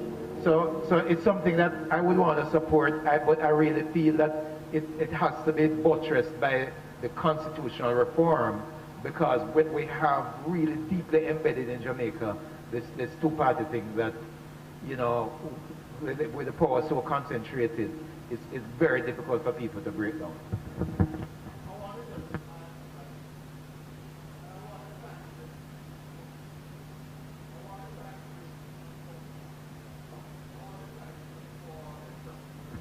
I want to thank you for taking me to something which I struggle to avoid. And it's politics. For all my years, and America, everything, I wanted to be like my dad. So when I go back to Jamaica, I'm going to get into politics. And I'm going to, you know, now that I'm there, I say, thank God for making me, putting me on, doing that. I know I'll never be a politician again. But you can't avoid politics. But I'm glad at least you didn't say the church should set up a political party. And I just want to endorse that answer, the concentration of power. Now, I personally believe in an executive president. I believe it, God forbid we end up with the Americans. We know all the problems America has. But I think we have to have clear separation between the executive, the legislative, and the judicial. And I think the head of the executive, who is the president, should be elected by the people. Jamaican politicians will never accept that, unless pressured by the largest membership group in Jamaica. And I just want you all to just think about it, right, of how that allows that person to represent all the people and not just those in a party. I really think it's in the reform agenda that we should attack that problem. Even before we get involved in directly in the politics, there are some things that the church, by virtue of its power, ought to take a position on. What is the position of, do you know what the position of the church, or in the church group, is on whether we should continue to use the Privy Council as the final court of appeal? Who can tell me? Right, so we have a few people who have made that decision that we ought to continue, that this first constitutional reform process ought not to include that. And I don't know if the church has a view about it. And if we have a view about it, shouldn't that be made known? Shouldn't we be lobbying for that? If we are the people of justice, shouldn't we be thinking about how justice can be more accessible for the people of Jamaica? Right? I think that's something for the church to be very involved in, and I really haven't heard that being discussed. I want to put it on the table. Thank you, Courtney. Thanks, David, for that important question. We still have more to answer on it, but Kengele is going to jump in now. No, I'm representing the online audience, and we're part of the big things, just developing relationships. And this has been 5 years of developing relationships. So, Faye,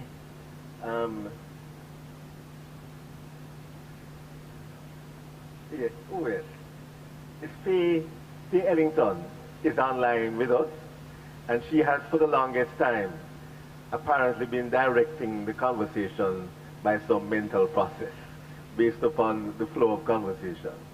But she was asking herself, Henley, some time ago, and again, it seems that, I don't know that the camera was panning to the audience, but she did mention your name, David. She asked whether, Henley, you would think that it would be a good thing that for some Sundays, pastors just set aside sermons for 1 or 2 Sundays to discuss the Constitution, and maybe book somebody like a David Batts, who is here. So she's asking what you think about that idea, so I'm throwing it out.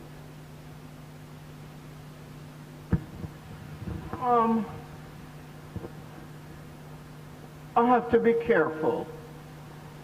In the establishment of the first deacon board, we know it was Brother Peter, or whoever it is, that got up and said, you know, yeah, we recognize there are these social problems, but if we ever get mixed up in it, then we would ignore certain other things, huh?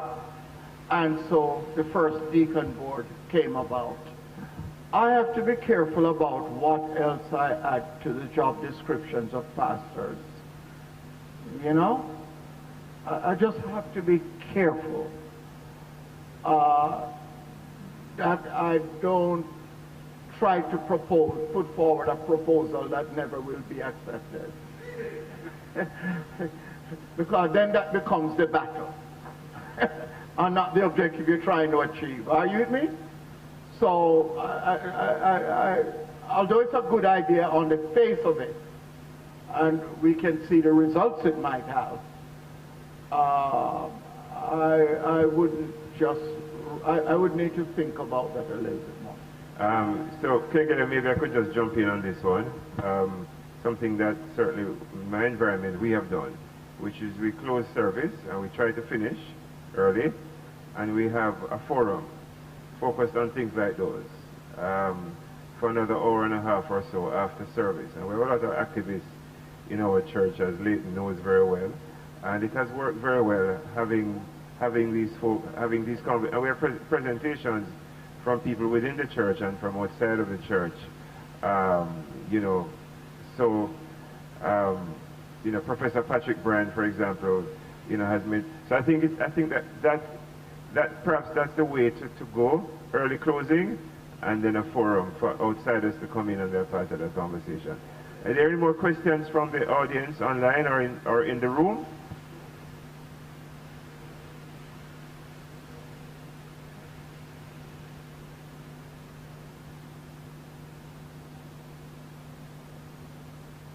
So we're going to be closing at 6:30, which is not too long from now, so we're going to make them very brief.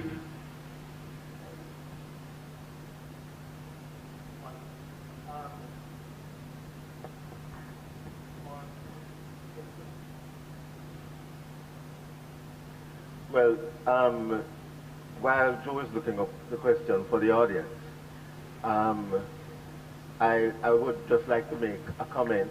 I'm not sure it's a question.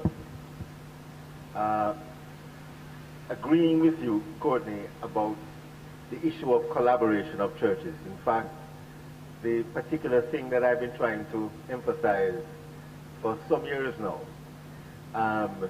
since we had the first conversation on Christians and government, is the notion that it is in fact a culture of collaboration, that somehow we need to be creative enough to think what will encourage that.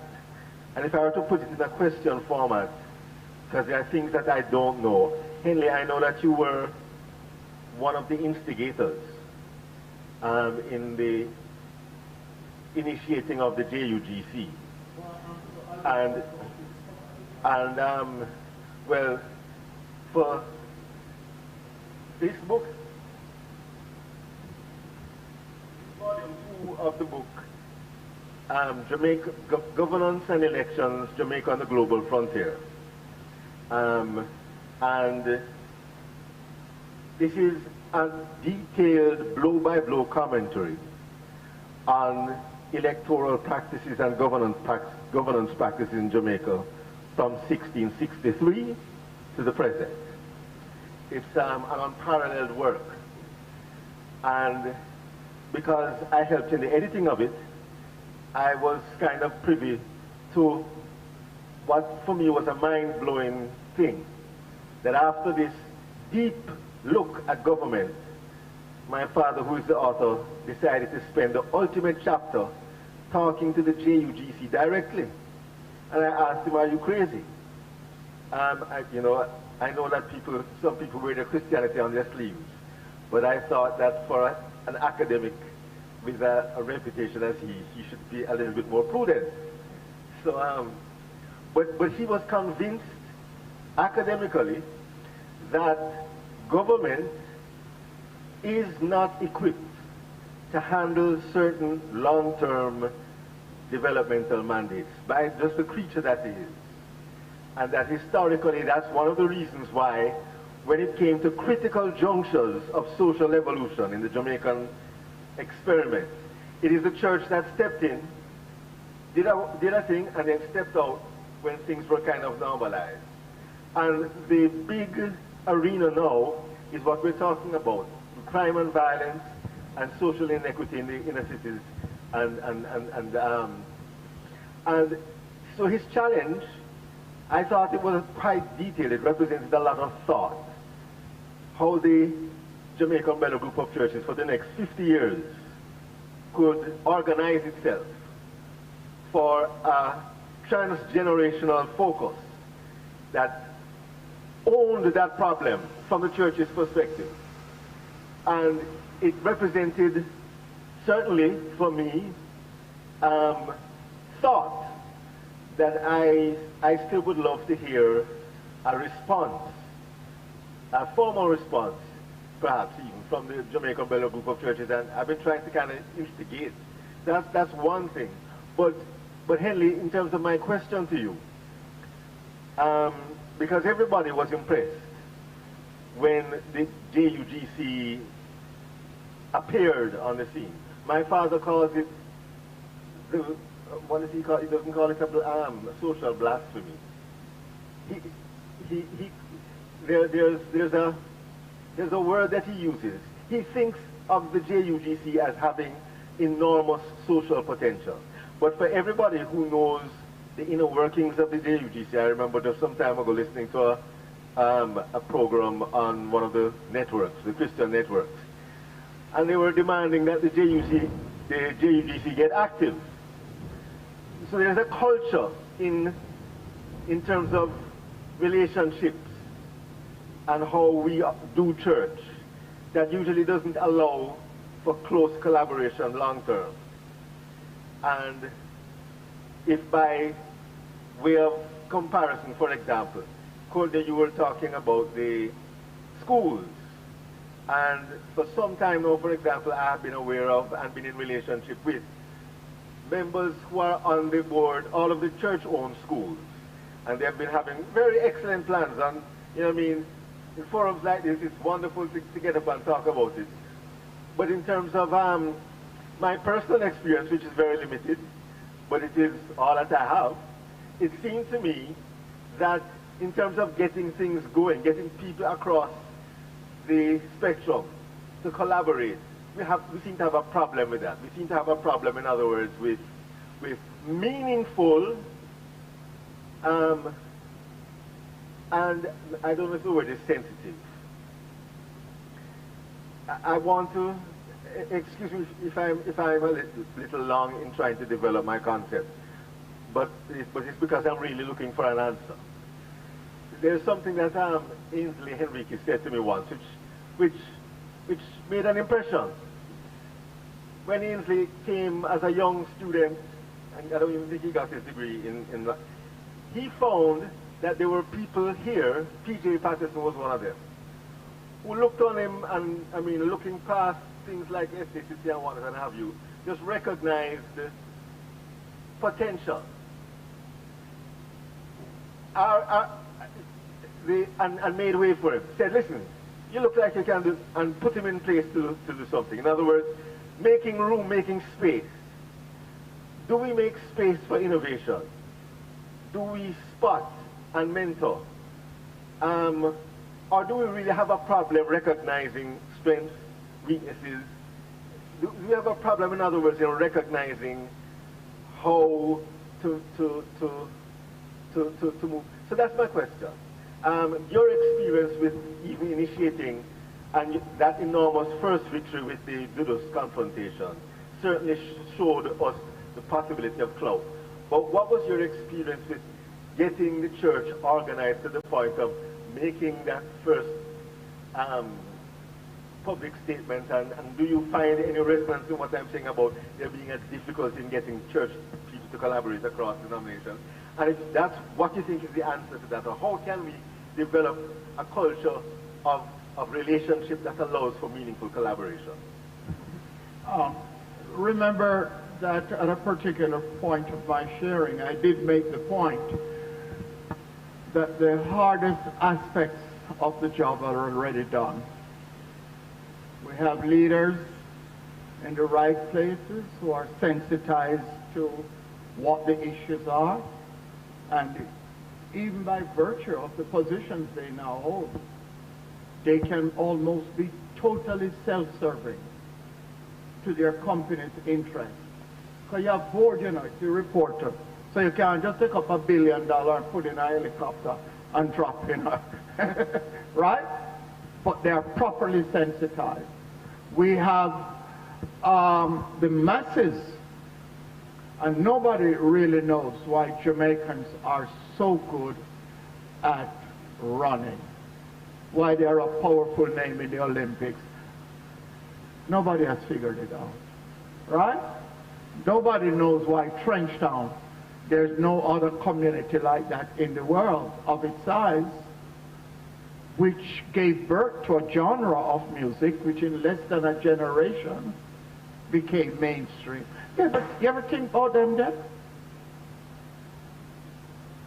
We don't know.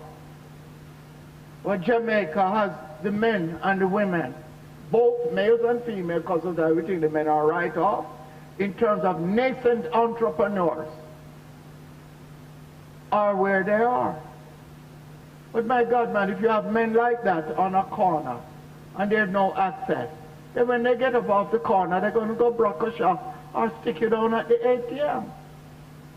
Now, one of the things we have not learned from slavery and the overcoming of slavery, and we have not institutionalized it, is how to go from an idea to a coalition to a movement. Yeah, we have you think all of this just started with burning down the plantation at Kensington? It started even by the slaves learning how to code their language.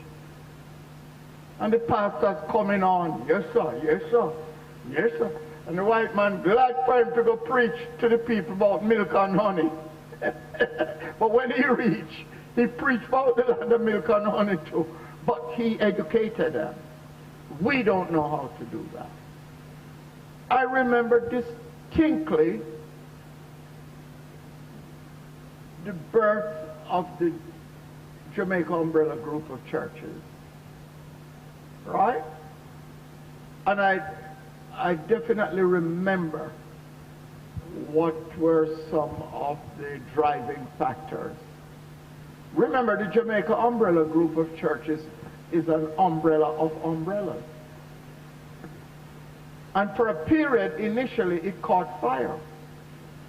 As a matter of fact, one time we could say we represent 94% of the mainstream church membership. You know, when evangelicals say mainstream, what we mean? It is. And I remember there were two statutes, two objectives. One of them is to give a common voice to the church on national issues. Because we knew what it was like to be invited to meet with P.J. Patterson And I would tell them the story I met with PJ, and he said, Dr. Morgan, thank you for coming to see me with this group. But you know, the next meeting was just a group like you from the church. So you know you're not getting no buying, because on whose behalf do you speak? Right? So the need for collaboration, common voice, not abrogating the right of individual and the local. You know, I believe very much in the local church. Right? I don't believe in giving them their agenda. But there are some national issues. Right? The other one was whether we could generate resources but become the wholesaler of those resources to the umbrellas, which would be the retailer, to support their prospect. So at least they would buy in. And the third one was to acknowledge, as you rightly said in your thesis, that there's a lot of good work being done by different churches. How could we bring that to the mainstream knowledge so that it could be benchmarked? Wouldn't that be wonderful? But I don't know why it never... I don't know. I don't know if it's in the organization. I think it's almost something like in the diaspora, where the thing gets big and influential enough, and so people start politicize it. When I say politics, I don't mean GLP, PNP, but the position of head look good on your resume. And you decide who's going to go, you know, pass it around. There is some of that in turn, and then it starts to become exclusionary, like exclude certain people. Yeah, that divisiveness, that's just a part of our culture now.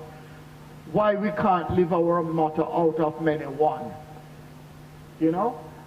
So, rather than start a new effort though, I think we should engage with that group because of the promise that's there. I really believe so. By the way, just in your presentation, you mentioned some things that I wonder if the church, he mentioned the inclusiveness policy, the inclusion. There's a policy without effort. How many of you know, for instance, that right now it's being drafted a social enterprise legislation?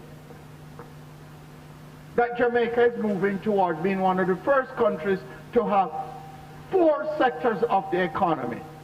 Come on, teacher. What are they? 1, public sector.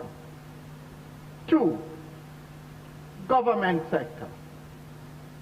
3, non-profit sector. What's the 4th?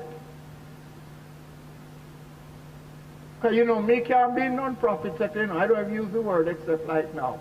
Because non-profit is a hermaphrodite that has both sexual organs but can't impregnate itself. So I'm not going to be a non-profit.